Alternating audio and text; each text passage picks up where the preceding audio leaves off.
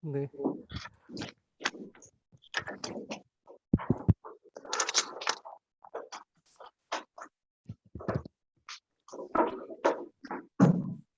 여러분 안녕하세요. 출석 인증 번호는 249예요.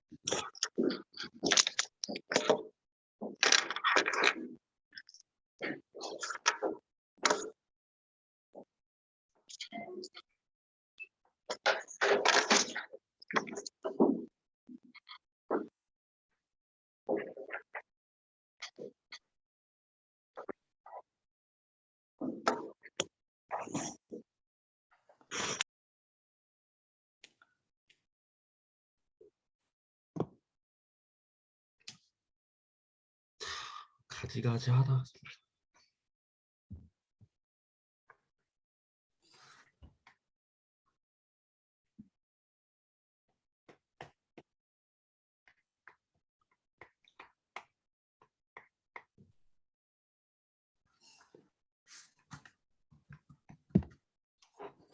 네, 여러분 만나 뵙게 돼서 반갑습니다. 지난주에 제가 코로나 확진되는 바람에 웬만하면 수업을 할 수 있지 않나 이렇게 연락이 왔더라고요. 네, 걸려보신 분들은 알겠지만 말 못해요. 저는 처음부터 증상이 온 게 아니라 우리 3월 8일 첫 수업이었죠. 수업하고 가는데 몸이 되게 안 좋더라고요. 그래서 그날 이제 코로나 신속 항원 검사 자가 키트로 했는데 음성이 나오더라고요. 그래서 괜찮은가 보다. 입맛도 저는 음식이 너무 맛있더라고요. 그래서 아닌가 보다 하고서는 다음날 이제 대선이어서 이제 대선 또 투표하러 가려면 또 혹시 모르니까 자가 키트하고 음성 나와서 이제 투표도 다 하고 점심에 이제 집사람하고 떡볶이도 같이 먹었어요. 그런데 저희 와이프는 안 걸리고 혹시나 제가 또 금요일 날 또 수업 있는 학교가 있어서 병원에서 이제 신속 항원 해보니까 두 줄이 나오더라고요. 그래서 나가 계세요. 이래서 걸렸구나. 그래서 가까운 병원 가서 그때는 이제 14일 전이니까 PCR 검사까지 해야 돼서 자가격리 빨리 풀리려면은 빨리 검사를 받는 게 빨리 자가격리가 해제되니까 바로 그날 해서 다음날 확진이 나와서 저는 처음엔 괜찮았거든요. 뭐 열도 뭐 37점, 뭐 좀 많이 올라봤자 38점이 이랬거든요. 그리고 입맛도 다 살아있다가 한 3일째 되니까 목이 아프더라고요. 그래서 제가 예전에 사법시험 준비할 때가 있었는데 그때 1차 시험 한 달 앞두고서는 대상포진 걸린 적이 있어요. 네, 여러분 대상포진 죽겠더라고요. 어, 시험 준비를 해야 되는데 책상에 앉아있지를 못하겠는 거예요. 그래서 버티다 못해서 갔는데 선생님 딱 보시더니 대상포진이에요 이러더라고요. 그래가지고 어, 조금 더 버티려고 했다고 그랬더니 그럼 뭐 구급차 타고 왔겠죠 이러시더라고요. 그래서 아주 쿨하세요. 아주 그 정도 맥시멈까지는 아니어도 저는 앉아있기가 힘들더라고요. 그리고 목소리도 안 나고 한 3일간 침도 삼키기가 힘들어가지고 제가 웬만하면 막 와서 뭐 이런 거 안 뿌리고 이러거든요. 근데 저 한 번 걸려보니까 두 번 걸리긴 싫더라고요. 그래서 마이크도 제가 이런 뭐 항균제 뿌리고 커버 가지고 왔어요. 저 또 오후 수업도 있어서 오후 수업까지도 제 수업 의료법 수업 듣는 학생들도 좀 있더라고요. 그래서 오후에는 또 의료법도 수업도 있고 해서 여러분 출석 어 아직 출석 안 한 학생들 있을 것 같아서 10 분은 제가 채우고 수업을 시작할게요. 교수님, 여러분 교수님 만나게 혹시 돼서 너무 들리실까요? 반가워요. 여러분 거의 1 학년, 2 학년 학생들이 많더라고요. 그래서 과가 되게 다양해서 네 반갑습니다. 제가 얘기했나요? 캐톨릭 대학교 제가 2020 년에 이제 형사소송법 강의 이제 개설을 했는데 계절학기 수업은 최소 수강 인원이 10 명이더라고요. 그래서 통보가 왔는데 그전에 이제 학생들 강의 준비는 다 해 놔야 되잖아요. 계절학기 수업 혹시 여러분 아직 안 들어본 학생들이 많겠네요. 매일 수업이더라고요. 한 2 주간 몰아서 15주 분량을 한꺼번에 수업을 해서 와 엄청 준비했는데 수강 인원이 9 명이라 폐강입니다. 와 그래서 여러분들 보고 싶었는데 좀 더 늦게 보게 된 거예요. 더 다행인가요? 지금 막 인제 막 신입생 프레시맨들이 되게 많더라고요, 이 수업에는. 그래서 여러분들 120 명이나 수업을 들어서 저는 생명윤리 과목은 2014 년부터 계속 쭉 강의를 해 와서 지금 9년 차예요. 근데 여러분 제가 코로나 이후로 여러분 너무 오랜만에 봐서 너무 떨리네요. 여러분 좀 이해해 주세요. 네. 여러분 뭐 반응이 없네요. 아픈 거 아니죠? 그 제가 메일이 계속 많이 오더라고요. 저희 수강생이 전체 120 명이거든요. 120 명인데 수강 인원이 좀 많죠. 처음에는 한 22 명이어서 '아 괜찮다.' 제가 간호학과 인제 간호대 학생들 한 반당 한 많아야 60명 정도거든요. 근데 여러 반을 분반하기 때문에 똑같은 강의를 계속 하루 종일 한 몇 번씩 하죠. 근데 여러분은 한 반에 그냥 다 120 명인데 좀 많이 질문 오는 학생들이 막 오늘도 제가 출발하기 전에 메일 받은 게 "코로나 양성 판정이 지금 나왔다. 수업 참석 못할 것 같은데." 걱정하지 마세요. 네. 코로나 양성 받으면 그냥 줌 수업을 들어도 되고 여러분 출석 체크 이렇게 하시면 되거든요. 그리고 학교에 뭐 제출 사항이 있으면 학과 사무실로 제출하시면 되고 출석 관련해서는 우리 몸이 우선이잖아요. 그래서 진짜 출석만 체크하고 수업은 못 듣겠다. 진짜 코로나 걸려서 아주 피크 타임이 있거든요. 아픈 그 7일 자가 격리 중에 한 3, 4, 5, 6 사람에 따라서 인제 다 천차만별이겠지만 굉장히 아파 가지고 못 들을 수 있을 것 같아요. 출석만 체크하시고 제가 사이버 캠퍼스에 올려 놓을게요, 영상. 여러분들 다 올려주길 원해서 제가 올려서 네 저도 한번 들어봤거든요. 아 이게 여러분을 보면은 안 되더라고요. 카메라를 봐야 돼요. 막 거의 천장을 보듯이 얘기를 해야 되나 봐요. 근데 제가 여러분 반응이 어떤지도 좀 봐야 돼서 여러분 눈높이 좀 같이 이해했나?" 뭐 이렇게 같이 상호작용을 하면서 하거든요. 근데 어우 제가 너무 밑에 깔고 보더라고요. 그래서 오후반은 더 심해요. 막 거의 뭐 화면만 보더라고요 제가. 그래서 고거는 여러분들이 다시 보실 때 한번 어 이해해 주셨으면 하네요. 제가 최대한 위는 볼게요. 근데 저는 여러분을 보고 싶거든요. 네 그렇습니다. 그래서 여러분 과가 되게 다양하더라고요. 저는 이게 법학과에서 개설이 된 과목이어서 네 우리 그 실정 생명윤리 관련된 법들이 어떤 문제점들이 있는 것까지도 우리가 볼 수도 있고요. 그리고 임상에서는 생명윤리 문제가 어떻게 발생해서 그 딜레마 상황에서 어떻게 합리적인 의사결정을 현장에서 내리고 있는지 굉장히 다양하고 괜찮은 방법들이 많이 있어요. 특히 종교적 접근법에서는 가톨릭 종교 접근법이 되게 좋아서 저는 그거를 한 주차 여러분 마침 가톨릭 대학교 학생들이어서 네, 제가 잘 그렇게 가르쳐 왔던 것 같아요. 네, 여러분 제일 좋은 학교가 어디죠? 한국에서? 가톨릭 대학교잖아요. 왜 말들을 못해요? 로마 교황청의 교황님도 한국에 있는 학교는 서울대는 몰라도 가톨릭 대학은 아시잖아요. 네, 전 세계적으로 유명한 학교예요. 네, 네 그렇습니다. 이제 오프라인 출석이 다 끝났네요. 제가 너무 여러분들 제가 사이버 캠퍼스를 개설하는 거를 몰랐어요. 그래서 8일 날 그때 이제 온라인 수업이나 뭐 어떻게 진행되는지 한 번은 영상을 보고 들어가야겠다 했더니 이거 뭐야 사이버 캠퍼스를 만들어야 되네 해서 그때 만들었어요. 그래서 에브리타임이요 거기에 이제 이 과목 폐강하는 거 아니냐 이런 그 올라왔대요. 그래서 미안하더라고요. 너무 미안해요. 네. 그리고 줌도 여러분들 미리 빠른 과목은 한 일주일 정도 전에 해놓나요?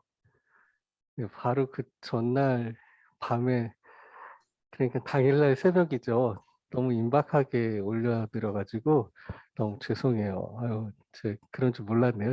저도 보면서 깜짝 놀랐어요. 그래서 아유, 어떡하지?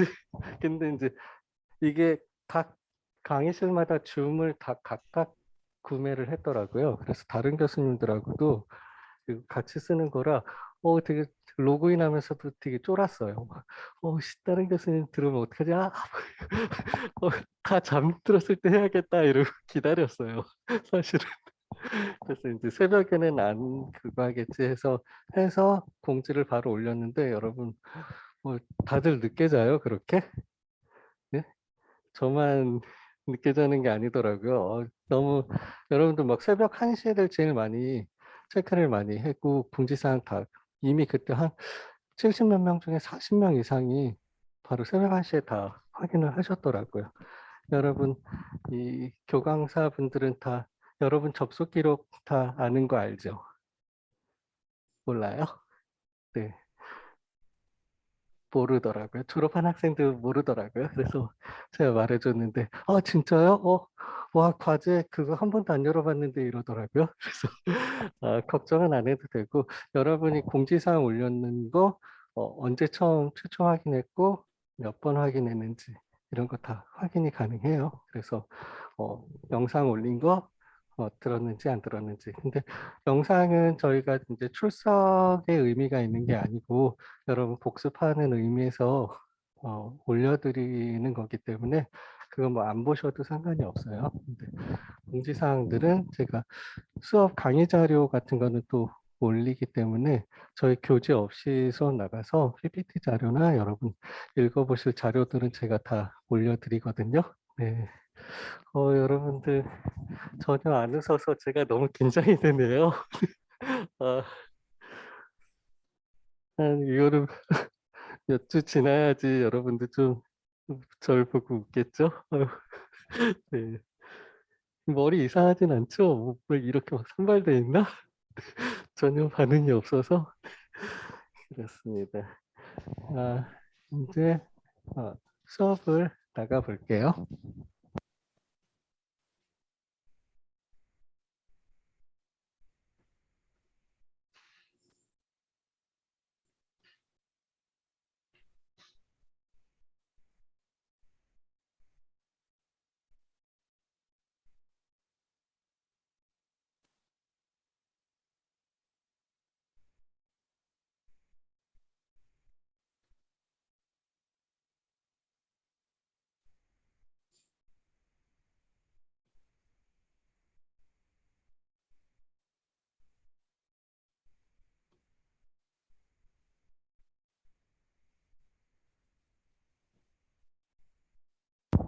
얘기하다 보니까는 채팅창에 채팅지들을 올려주셔서요. 출석이 안 되는데 수기로 부탁드린다는 거네요. 네네. 저한테 뭐 출석이 안 됐거나 인터넷 접속 때문에 로그인 못했다 뭐 이런 학생들은 나중에라도 메일 보내주세요. 생명윤리 뭐 누구 몇 주차 수업 들었습니다. 이렇게 하면은 제가 나중에라도 출석 체크 다 해 놓을게요. 출석 창이 안 뜬다는데 안 뜨는 학생 없죠? 음소거를 해달라고 또 나왔네요. 음소거 본인이 하셔도 되죠?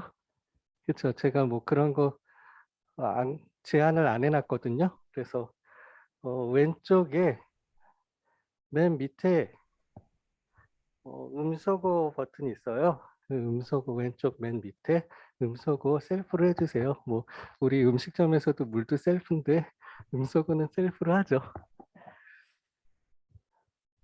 출석창 완료됐다고 왔네요. 출석창 안 떠가지고 안 된 학생들이 있다고 하는데 출석 관련돼서는 좀 저 출석 체크가 안 됐네요 라고 제기하시려는 학생은 제 이메일이나 문자 보내주시면 제가 바로 처리해 드릴게요.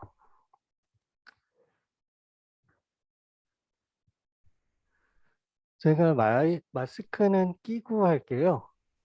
3월 8일 날은 아무도 없었어서 제가 마스크 벗고 촬영을 했는데 오후 수업에 학생이 나와가지고 오후 수업에는 제가 그냥 혹시나 어떻게 될지 모르니까 쓰고 강의를 했거든요.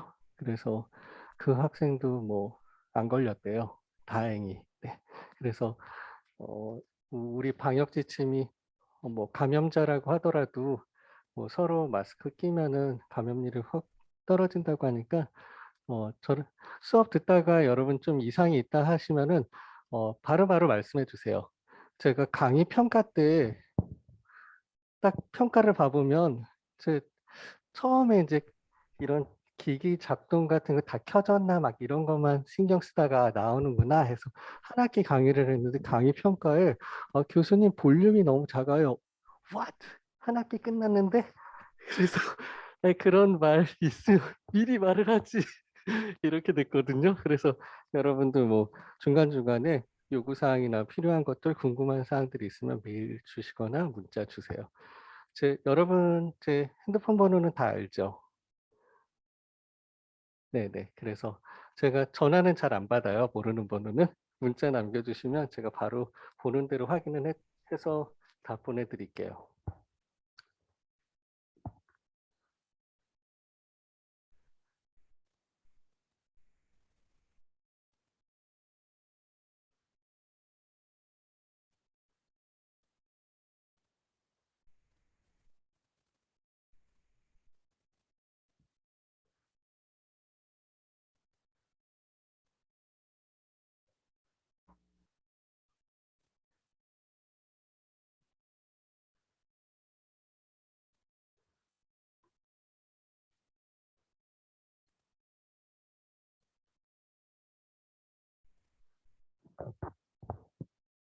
음, 저 정도는 있어도 될까요? 제가 화면상에. 네. 그러면은 바로 수업을 시작할게요. 네, 여러분 뭐 책상에 아무것도 없는 학생들도 있는데요. 근데 다 머리로 다 암기해요. 그런 학생들이 있더라고요. 저도 이제 우리 후배들 보니까 그 수업 내용 기록을 수업 끝나고 5분에서 10분 이내에 다시 정리를 해서 요약을 해놔요. 그래서 블로그에 올려놓고 하는데, 와, 진짜 저도 깜짝 놀랄 정도로 교수님 하신 말씀을 일일이 다 중요 사항들을 다 해놓는데, 와, 저도 너무 잘했길래 이거 어떻게 하냐. 중요한 핵심 사항들은 손가락을 이렇게 세서 암기를 한대요. 그래서 바로 그 중요 핵심 키워드만 생각하면 다 생각날 수 있게끔. 그래서 와, 깜짝 놀랐는데 그 친구는 뭐 IQ가 143이에요. 그래서 머리가 조금 좋긴 하죠. 저보다. 저는 훨씬 낫거든요. 그래서 그렇구나. 그게 되는구나, 사람이. 나는 안 될세. 이래서 저는 그냥 메모를 해요. 네. 그래서 우리 생명윤리 첫 시간인데 여러분 너무 감사해요. 뭐 22명 정도 이제 수강 신청한 줄 알았더니 최종 수강 신청 며칠 사이에 118명이 되더라고요. 그래서 지금 120명이죠. 여러분 그 메일 중에 또 저 그 홀짝에 상관없이 메일 나오고 싶습니다. 이런 학생들도 있거든요. 근데 여기가 몇 명이었죠?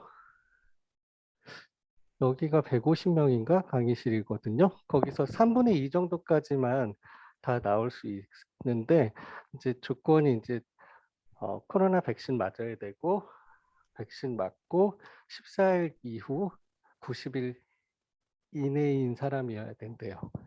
그 학생들은 뭐 홀짝에 상관없이 나오셔도 되고 여러분 그 또 줌으로 다 녹음이 되기 때문에 혹시 뭐 코로나 걸려서 못 나온다 이런 학생들은 걱정하지 마시고 수업 못 들어도 출석 일단 체크하시고 우리 사이버 캠퍼스의 영상 강의로 수업 들으시면 될 것 같아요. 그래서 여러분들 생명윤리 왜 수업 수강 신청했어요? 뭐 과가 굉장히 다양하던데 생명공학과 학생들도 있고 네, 혹시 생명공학과 학생 있나요? 있어요? 1학년이에요? 1학년? 다행이네요. 아직 모르잖아요. 4학년 학생들도 있더라고요. 제가 혹시나 생명공학 관련해서도 생명윤리 수업이어서 생명공학에 대해서도 얘기를 해야 되거든요. 혹시 아니다 싶은 거 있으면 말해줘요. 네, 저도 틀릴 수가 있으니까.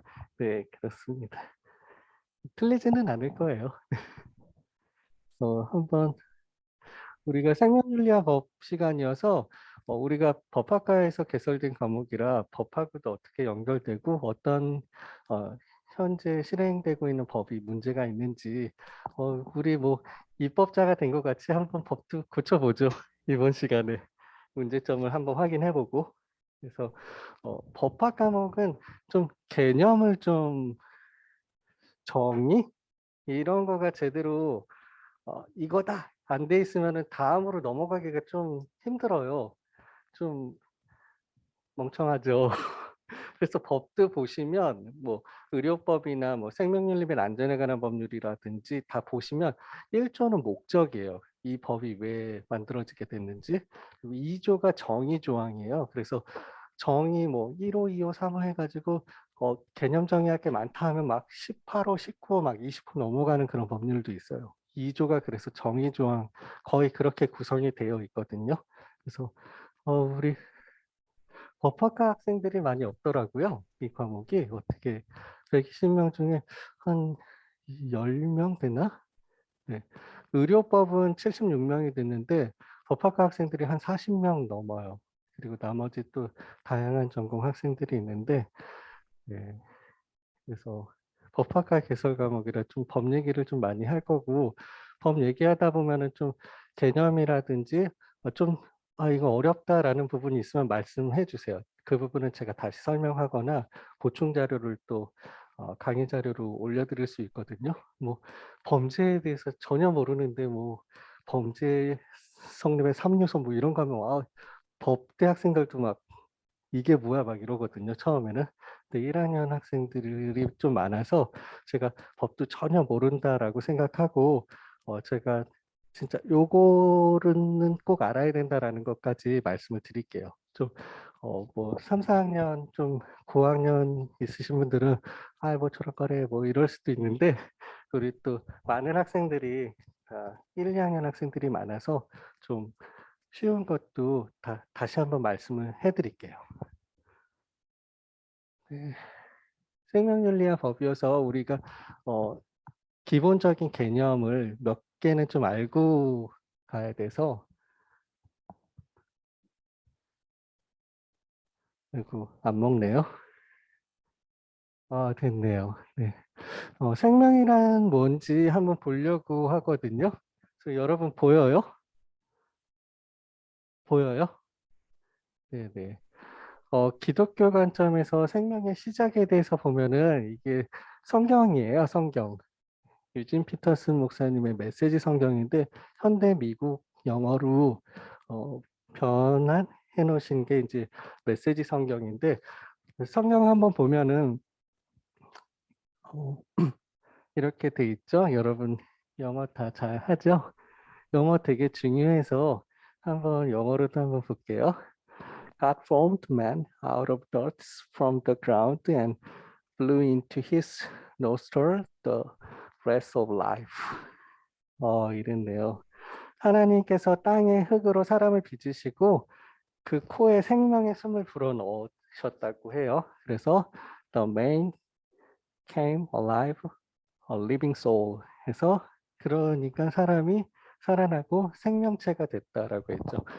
기독교 번역에서는 생령이라고 되어 있거든요. 네, 여기 이제 현대 영어로는 생명체가 됐다. 그래서 혹시 기독교가 아닌 학생들도 뭐 거부감 갖지 말고 네 한번 보시면 기독교 하면은 캐톨릭하고 프로테스탄트 다 포함되는 거죠. 그래서 기독교에서는 생명을 이렇게 믿고 있어요. 네, 저도 이렇게 믿고 있습니다. 하나님이 그 저희 코에 그 생명을 불어넣어 주셔서 숨을 쉬게 된 거죠. 네. 그쵸. 저는 카톨릭 대학교 교수님들은 다 가톨릭이신 줄 알았어요. 그래서 가톨릭 대학교 이제 법학과에서 이제 저 석사 박사 이제 받았던 학교로 옮기신 분이 있는데 저 그분 가톨릭인 줄 알았어요. 근데 나중에 알고 보니까 기독교시더라고요. 교회 나가세요. 그래서 어떻게 된 거죠? 이랬더니 카톨릭 대학교 교수라고 다 뭐 신부님이나 그런 사람 아니다 이러시더라고요. 그래서 제가 그 지표 자료 보니까 한 50%가 가톨릭이시더라고요. 네. 그래서 비중이 좀 높기는 하죠. 전체 인구 가톨릭 비중에 비하면. 네. 그래서 기독교 관점에서는 생명의 시작을 이렇게 말씀을 하셨어요. 그러면은 기독교 관점에서의 생명의 끝은 또 생명의 끝도 말씀을 하셨어요. 제가 성경 말씀 찾아보니까 여러분 그 아담 하와 있잖아요. 그 아담이 성경 창세기 찾아보니까 930살까지 살았더라고요. 그래서 그때 초창기에 막 그 뭐 자녀 뭐 920살 막 그렇게 돼 있었어요. 뭐 지금하고 막 엄청 시간관념이 틀린 건지 뭐 900살 막 800살 막 이렇게 살죠. 막 105세에 뭐 누구를 낳고 뭐 이래요. 지금 같으면 뭐 생각 못 할 것 같아요. 그래서 성경의 생명의 끝은 Then God said, I'm not going to bless life into man and woman endlessly. 사람을 생명을 영원히 불어넣지는 않을 것이다라고 했죠. 그래서 eventually they are going to die. 결국에는 그들은 죽을 것이다. From now on, they can expect a lifespan of 120 years. 그래서 120년까지만 살게 픽스를 해놓으셨어요. 그래서 지금 그래도 공식적인 공인 기록이라고 할 수 있는 그 기네스에 등재되어 있는 최고령자 혹시 아시는 분 있어요? 최고령자. 이분이 다나카 가베라는 일본 할머니인데 1903년 1월 3일생이에요. 그래서 제가 매년 강의를 하면서 할머니 올해 뭐 116세세요. 이제 117세세요. 지금 119세 2개월 지난 거죠. 120 years. 네, 만 나이니까. 네, 할머니 이제 얼마 안 남으셨어요. 하나님 말씀이 1.1핵이라도 허투루 되는 게 없잖아요. 그래서 할머니 조마조마하시겠다. 이제 얼마 안 남으셨어. 이제 내년 강의할 때는 기네스 기록이 또 뭐 이렇게 바뀌었다 이렇게 얘기하겠죠. 근데 지금까지는 119.2개월 요 다나카 가베 할머니가 지금 최고령자예요.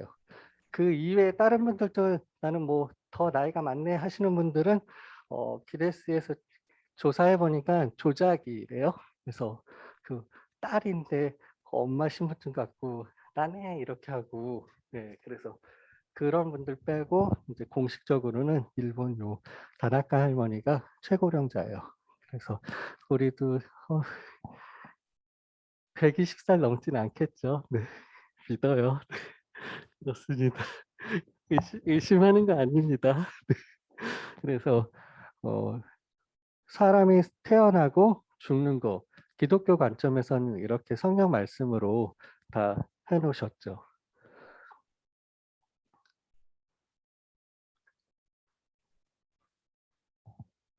제가 또 모니터링을 해보다 보니까는 제가 이거 마스크를 엄청 되게 올리더라고요. 제가 마스크 쓰고서는 하니까는 이게 되게 엄청 내려와요. 그래가지고 진짜 근데 이게 계속 코 위까지는 올려야 돼가지고 계속 이렇게 올리게 되는데 여러분 좀 나중에 영상 보기에도 좀 그런가요? 괜찮아요? 저보다 낫네요. 저 너무 보기 싫더라고요. 전데도 너무 이렇게 하는 걸 테이프를 고정을 시킬까? 막 이 생각도 들던데 여러분 좀 제가 많이 이렇게 하더라도 좀 이해 부탁드려요. 미안해요. 아유. 그래서 생명은 앞에 보신 것 같이 태어나서 살아나가고 죽는 이게 생명이에요. 그래서 생명 현상은 앞에서 보신 것 같이 삶과 죽음 사이에 늙어감과 병듦 같은 생로병사, 태어나서 늙고 병들고 죽는 거. 인간 누구든지 이거를 회피할 수는 없죠. 이런 생명 현상을. 그래서 이런 생명 현상을 사람들이 어떻게 인지하고 어떻게 반응하고 또 어떻게 함께 처리하는지가 하나의 문화, 생명 문화예요. 그래서 생명의 시작 단계에서는 여러분은 다 요즘엔 그런 게 없어요. 예전에는 집에서들 많이 낳거든요. 예전에는 이제 70년대생들, 네, 그 전, 뭐 60년대생들은 거의 산파 할머니들이 오셔서 집에서 나시고 뜨거움을 준비해가지고 그렇게 이제 집에서 나면은 이제 새끼줄 같은 거 대문 앞에 걸어놓고 숯 같은 거 해놓으면 저 집에 신생아 태어났구나. 371이라고 하거든요. 372 20일. 21일 동안은 여기 방문하지 말아라. 세균 감염 있으니까 그런 뜻이에요. 거기다 이제 고추, 빨간 고추 같은 것도 꼽아 놓으면 아들 낳구나. 없으면 아들 아니구나. 이게 하나의 생명 문화인데 요즘에 그런 사람 없죠. 요즘에 집에서 낳는 사람이 거의 없는 것 같아요. 네. 그래서 요즘엔 다 산부인과 병원 가가지고 낳거든요. 그래서 우리 형법에서도 보면은 사람이 되는 시기가 엄마 이제 진통 와서 이제 낳는 이 시점부터 사람이거든요. 민법상의 이제 상속이라든지 재산상 권리라든지 민사상 권리를 받으려고 하면 전부 노출설이에요.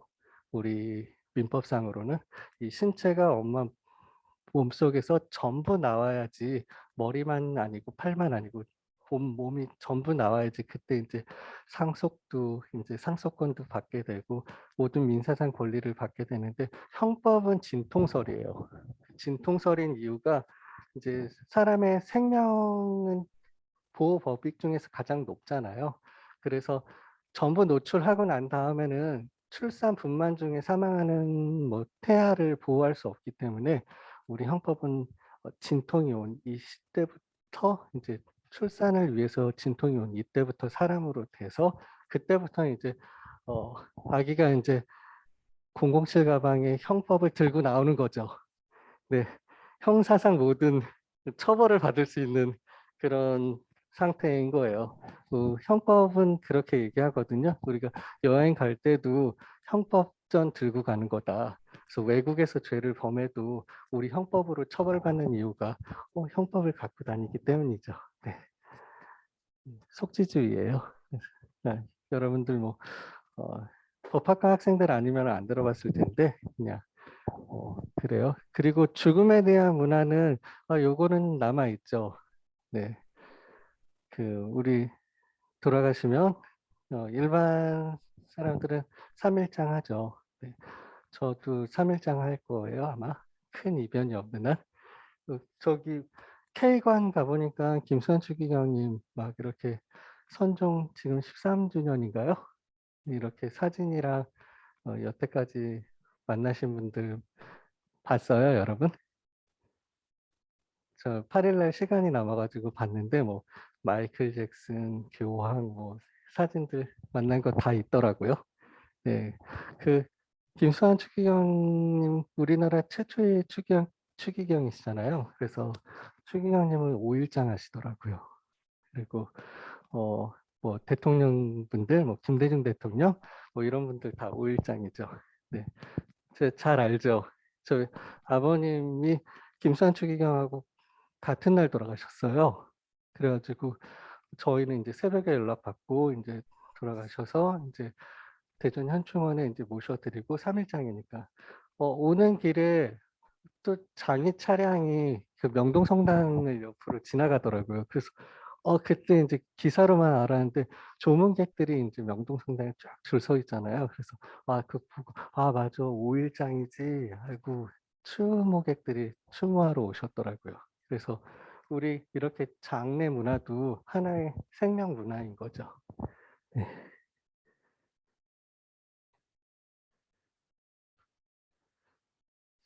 시간이 뭐 우리 10분 기다렸다 하니까 뭐 되게 빨리 가네요.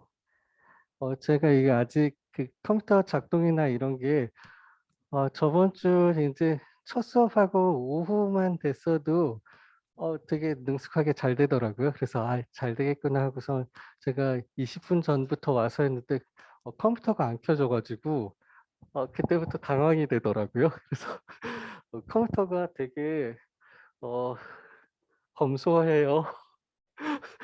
그래서 저 화장실 갈 때도 이 신부님들이나 수녀님들 되게 검소하시잖아요. 그래가지고 항상 그 검소한 마음을 느끼면서 물도 아껴서 쓰고 그러고 있거든요. 그래서 순간 이 컴퓨터 안 돼가지고 어떻게 하지 속으로 내적 갈등을 많이 했네요. 학사 지원부도 어디 있는지 모르는데 어떻게 해야 되나 하다가 역시 컴퓨터는 껐다 켜야 돼요. 껐다 켜니까 되더라고요. 큰일 날 뻔했어요. 수업 못할 뻔했어요. 그래서 이 생명 문화까지 공부를 했고, 네, 우리가 생명윤리에 대해서 공부하려다 보면은 이제 우리가 윤리가 무엇인지 이런 것도 한 주차로 수업을 준비를 해놔서 그게 또 법으로는 또 어떻게 뭐 문제가 있는지, 업무상 과실치사상 처벌에 있어서 어떤 의미가 있는지 뭐 그런 것도 볼 텐데 이제 생명윤리를 공부하려면 생명공학을 또 알아야 돼요. 그래서 생명공학과 학생들은 잘 알겠지만 그래도 들어주세요. 네. 생명공학의 정의를 보시면 네, 생명공학은 생명체에 대한 기술적 개입을 통해서 형질 변화나 개체 변이를 유도해서 산업적으로 유용한 생산물을 만들어내거나 생산 공정을 개선하거나 치료 목적으로 생물학적 시스템 또는 생체 유전체 또는 이로부터 유래되는 물질을 연구하고 활용하는 학문과 기술이 바로 생명공학이에요. 그래서 우리 카톨릭 대학에는 생명공학과도 있고 뭐 이런 생명 관련된 과들이 굉장히 많더라고요. 그래서 생명공학 관련된 이런 우리 뭐 4차 산업 이런 거에 되게 민감한 것 같아요. 가톨릭 대학이 한 발 앞서 나가는 것 같아요. 생명윤리 문제에 있어서도 가장 먼저 우리나라에서 이의 제기하거나 소리를 냈던 단체나 종교가 가톨릭이었어요. 그래서 제일 빠르게 반응하는 것 같아요. 시대 변화에. 그래서 생명공학 연구의 필요성은 제가 저거를 조금 올릴까요? 조금 올라와도 되겠죠.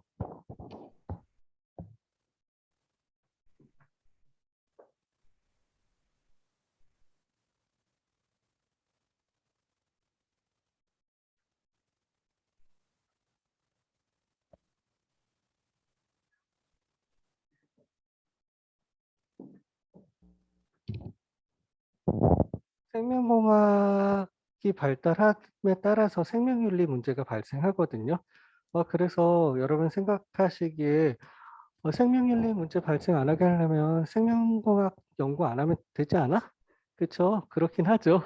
근데 그럴 수 없는 게 우리 생명공학은 크게 인간의 질병 퇴치라든지 식량 증산, 환경 보존, 에너지 대체 이런 것들이 전 인류적으로 필요하기 때문에 인류의 삶의 질을 향상시키는 도구로 사용하기 위해서 생명공학 연구를 계속하는 거죠. 그래서 그런 생명윤리 문제가 발생함에도 불구하고 이러한 필요들 때문에 생명공학 연구를 하는 거예요. 그래서 생명공학으로 어떻게 에너지 대체를 하지? 좀 노릇일 수도 있는데 이런 대체 에너지로 바이오 에너지를 생명공학에서 연구를 하고 있거든요. 그래서 바이오 디젤이라든지 이런 거는 콩 기름이나 유채 기름 이런 걸 사용해서 식물성 기름을 원료로 해서 이런 원료 기름을 이제 추출해내는 그런 게 이제 바이오 디젤이라고 하고요. 바이오 에탄올을 뭐 사탕수수나 밀 뭐 이런 거를 통해서 이제 미생물이나 효소를 이용해서 생명공학 기술을 이용해서 지금 대체 에너지를 만들려고 하는 게 이제 생명공학 기술을 이용한 대체 에너지. 우리 벌써 석탄도 많이 고갈되고 기름값이 휘발유 차값이 예전에 여러분 잘 모르겠지만 막 리터당 400원 할 때도 있었거든요. 근데 지금 막 1,800원인가요? 예. 예전엔 경유는 막 되게 차이가 많이 나는데 경유차도 뭐 휘발유만큼 굉장히 막 비싸지고 뭐 그러다 보니까 이제 생각해낸 게 이제 전기차. 전기차 괜찮은 것 같아요. 충전소만 많이 있으면 괜찮은 것 같아요. 저는 LPG 차량을 사용하거든요. 근데 LPG 차량이 예전에만 해도 뭐, 와, 가면은 LPG 주유소 어디지? 막 이거 찾는 게 일이었거든요. 제주도 여행할 때도 진짜 LPG 차량으로 이용하면은 되게 저렴하게 제주도 다 돌아다닐 수 있는데 LPG 주유소가 없는 거예요. 그래서 가다가 기름 떨어지면 쓰는 거잖아요. LPG 통을 어디서 업고 올 수도 없고 경유나 휘발유는 한 통 받아오면 되잖아요. 예. 근데 이거 뭐 어떡하지? 막 씨, LPG 차량을 내가 운전해서 이거 해야 되나? 막 별의별 생각을 다 하게 되는데 이 전기차도 마찬가지죠. 전기차도 지금 충전하는 데가 많이 있다고 하면은 괜찮을 것 같기는 해요. 환경 이런 오염도 전혀 제로잖아요. LPG 차량도 이제 차량 점검 2년에 한 번씩 해야 되거든요. 그러면은 이제 배기가스 나오는 거 유해물질하면 제로예요. 그래서 많은 그런 거를 사용을 하죠. 그래서 생명공학, 네, 우리 뭐, 무슨 식량 증산, 뭐, 요즘 세상에 무슨 굶어 죽는 사람이 많이 있겠었는데, 전 세계적으로 보면, 많이 있죠. 그래서 뭐 굶었다 하면, 저기 그 카톨릭 대학교 앞에 편의점 가서 라면 하나 삼각김밥이랑 먹고 오지. 이렇게 말할 수가 없는 게, 뭐 아프리카나 저쪽에는 또 식량이 또 부족해서, 에, 그런 말 했다가 제가 혼난 적이 있어서 저기 가서 편의점 가서 뭐 먹고 오지. 식량 증상 못 먹는 그것도 많아요. 네, 그렇습니다. 여기 정문 앞에 되게 좋더라고요. 음식점 뭐 제가 상호를 얘기하면 안 되니까 예, 되게 많더라고요. 커피도 막 900원인데 있더라고요. 너무 깜짝 놀랐어요. 제 다른 학교들도 많이 다니는데 제가 제일 싼 데가 학교 내에 1,500원짜리 저 갈 때마다 그걸 먹었거든요. 그 대학의 투썸 플레이스다라는 마음으로 매일 마셨는데 여기 900원짜리가 있는 거예요. 그래서 마셨어요. 그래서 이따가 끝나고도 한 잔 먹을 것 같아요. 오면은 매번 먹어야지. 카톨릭 대학교 아니면 못 먹잖아요. 네네. 그래요. 그래서 생명공학 연구가 우리가 그래서 또 필요하고 네, 생명공학과 학생들 여기 있는데 많이 연구해 주세요. 네, 우리 에너지 대체, 질병 퇴치. 우리 예전 같았으면 다 죽어야 됐거든요. 저도 대상포진 걸린 게 한 2006년인가 그러거든요. 대상포진이 이제 조선시대엔 다 죽었다더라고요. 네, 조선시대였으면 저 죽었을 거예요. 네. 피부과에서 이제 약 먹고 이제 치료 다 깨끗이 다 됐거든요. 그래서 그런 거 생각하면 정말 의학 기술이라든지 생명공학 기술이 발달해가지고 우리 인간 수명이 더 늘어난 것 같죠.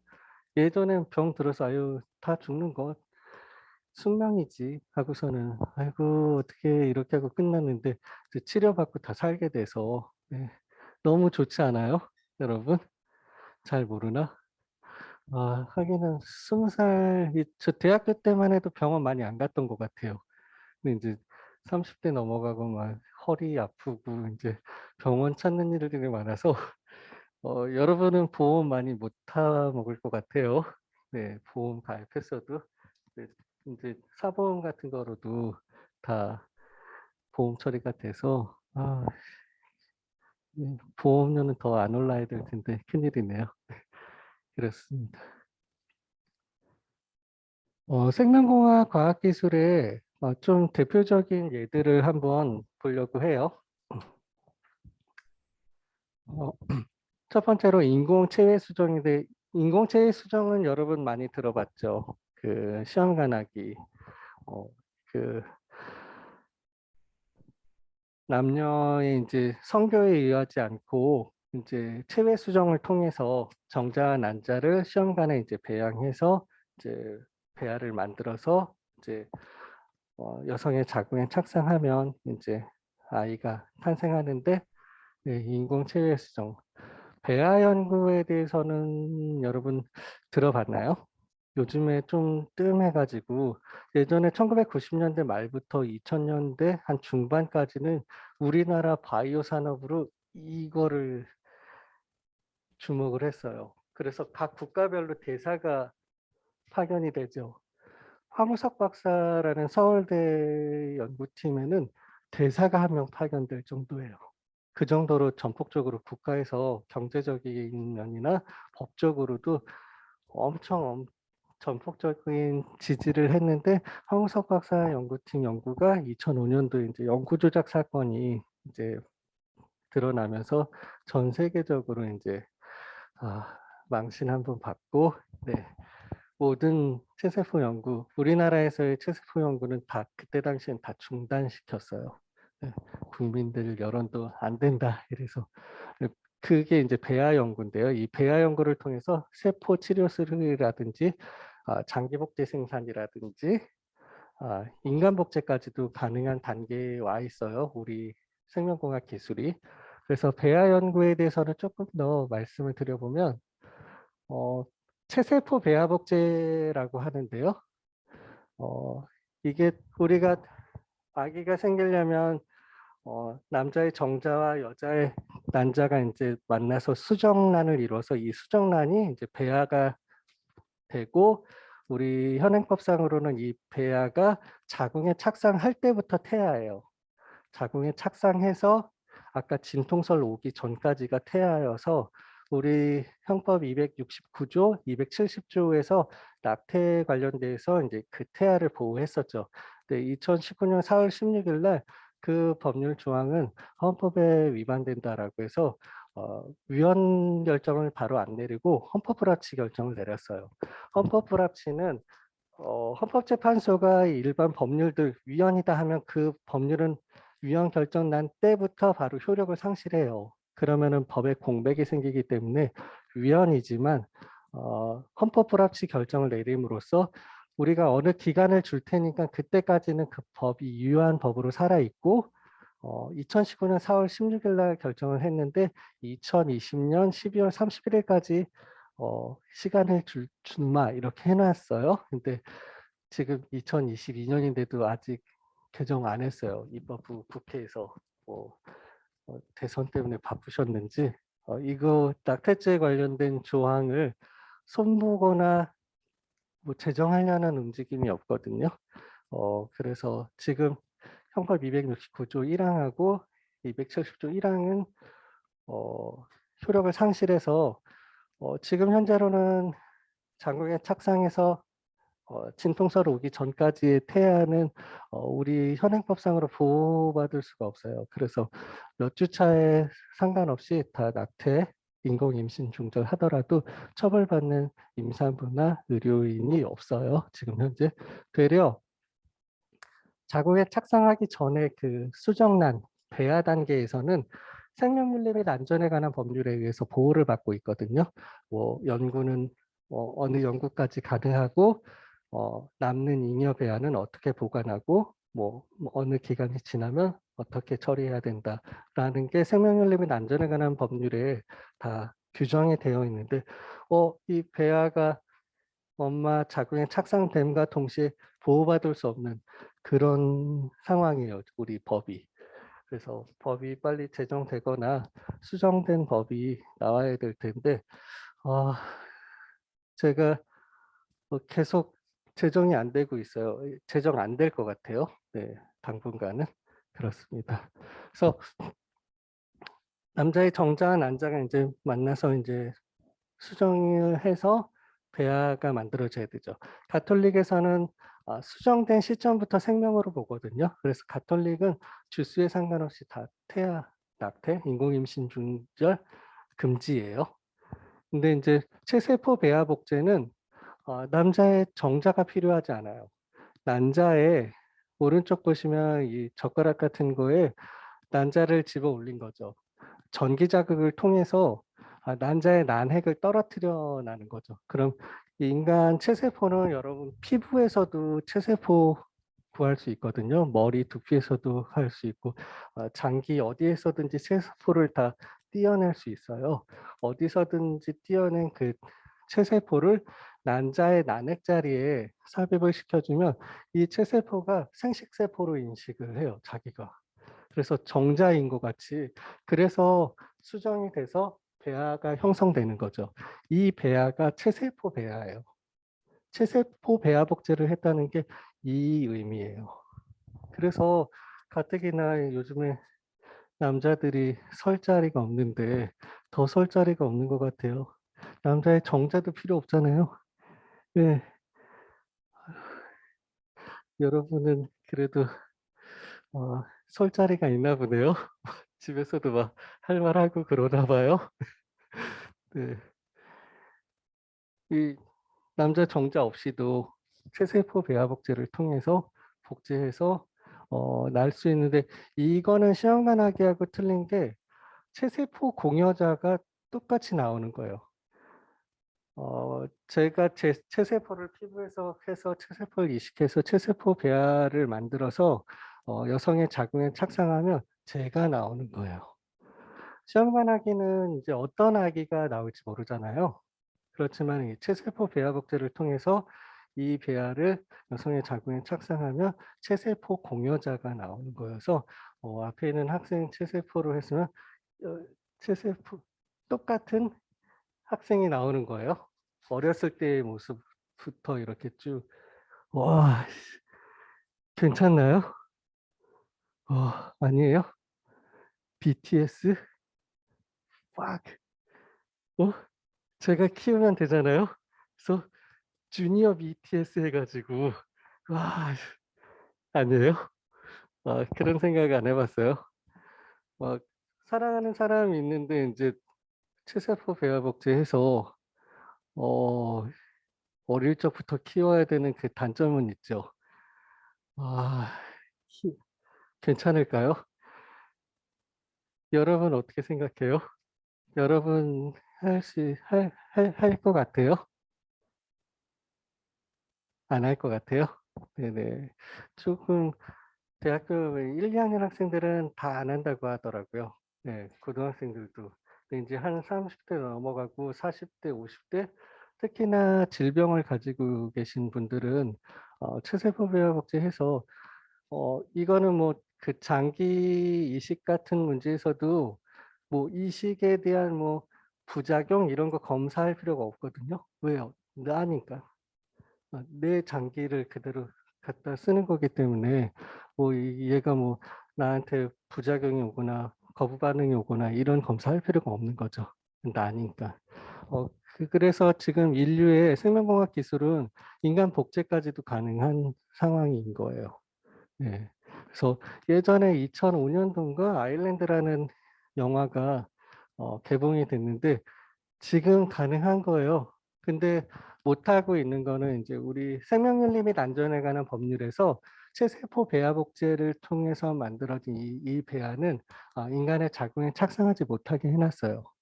그런 거는 이제 법 반영할 때 가톨릭 사상이 많이 반영된 거예요. 이 생명윤리 및 안전에 관한 법률에서 특히나 종교적 부분에서 가톨릭은 뭐 다 반대거든요. 일단 낙태 반대, 안락사 반대, 뭐 다 반대.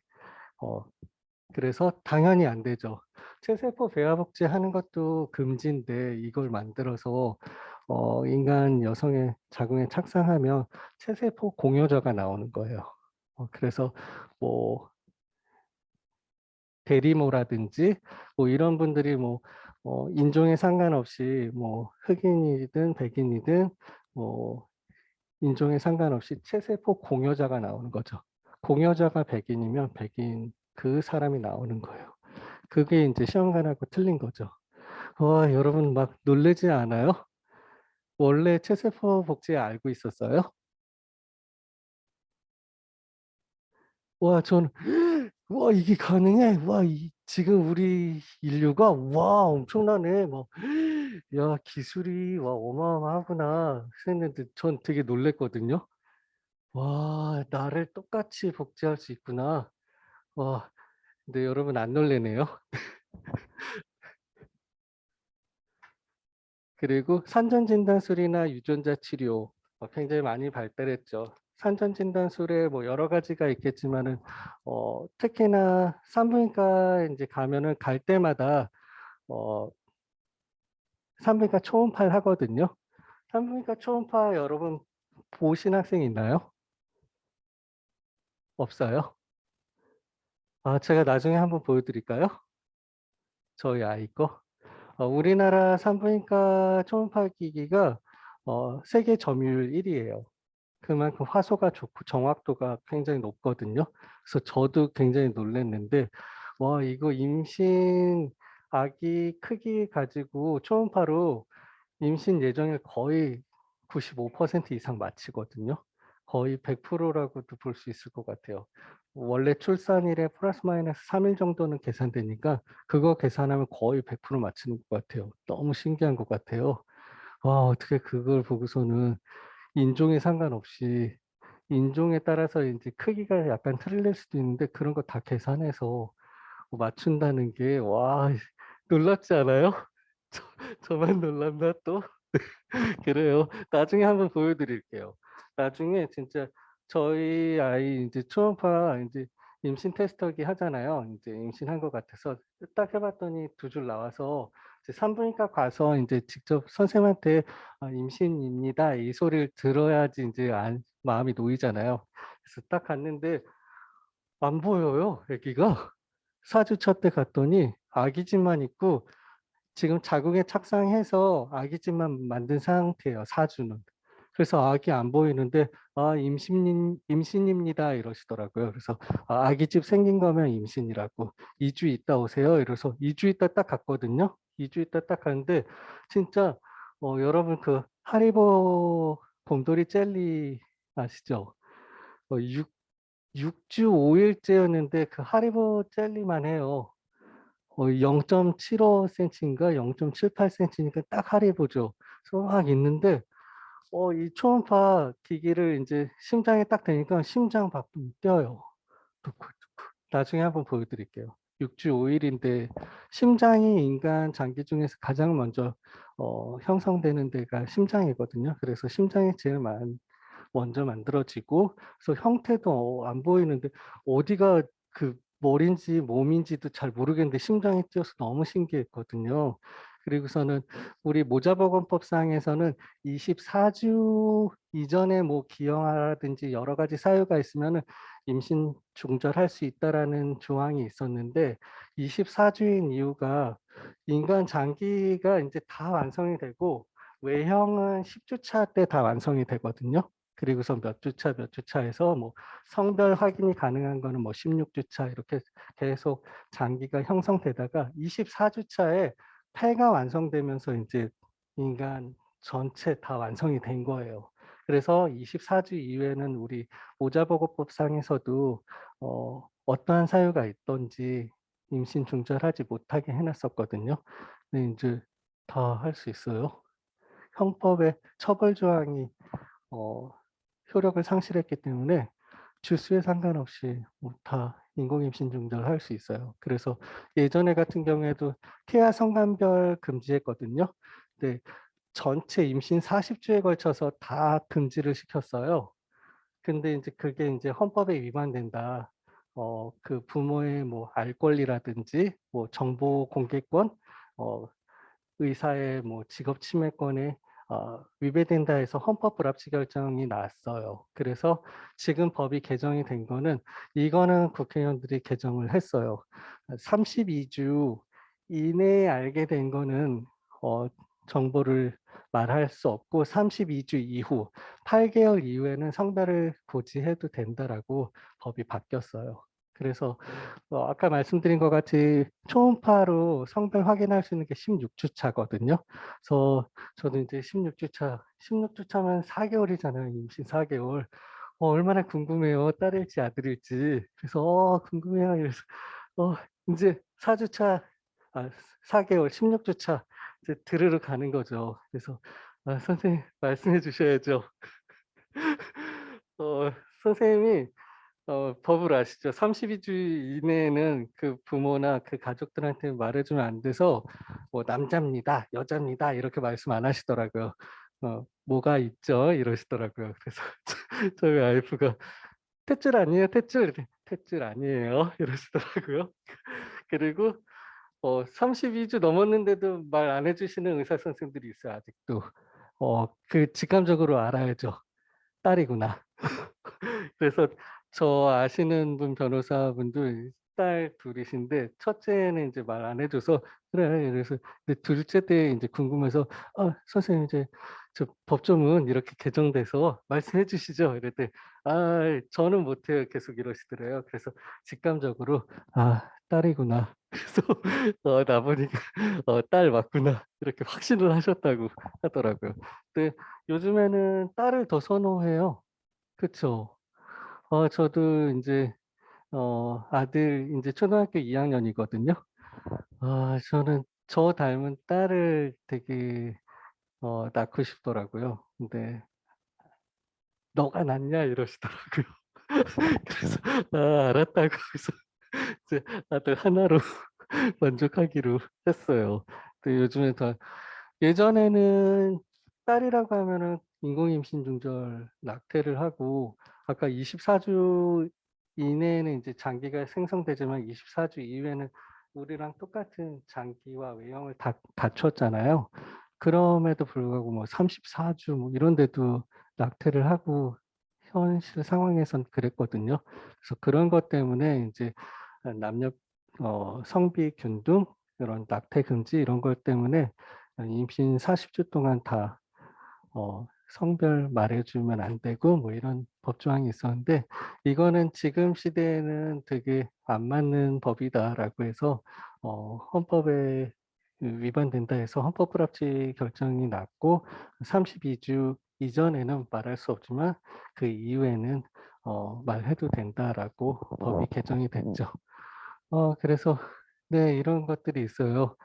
임신 중절 안락사 특히나 장기 이식술에서도 뭐 거의 이식 안 되는 게 없죠. 그쵸? 막 피부도 되고 눈 동공 막 뭐 다 되는 것 같아요. 네. 그래서 장기 매매 나중에 한번 볼까 하는데 제가 되게 안 좋아하는 부분이에요. 좀 외면하고 싶은 어떻게 사람이 사람 장기를 그렇게 그래서 어 웬만하면은 여러분 시간이 안 되네요 하고선 장기 매매 쪽은 그냥 빼고 넘어가기도 하거든요. 그래서 시간이 되면은 한번 보고 안 되면은 어떤 문제점들이 있는 건가? 뭐 그런 것까지만 보고 넘어가도록 할게요. 시간이 지금 많이 그거 돼서 우리 저 시계 맞는 거예요? 어디 보면은 시간이 안 맞더라고요. 네. 벌써 6분이니까 우리 15분까지만 잠깐 쉬었다가 할게요. 우리가 MP3, MP4 파일로 변환하려면 거의 10분 걸리더라고요. 네. 그래서 10분간만 쉴게요.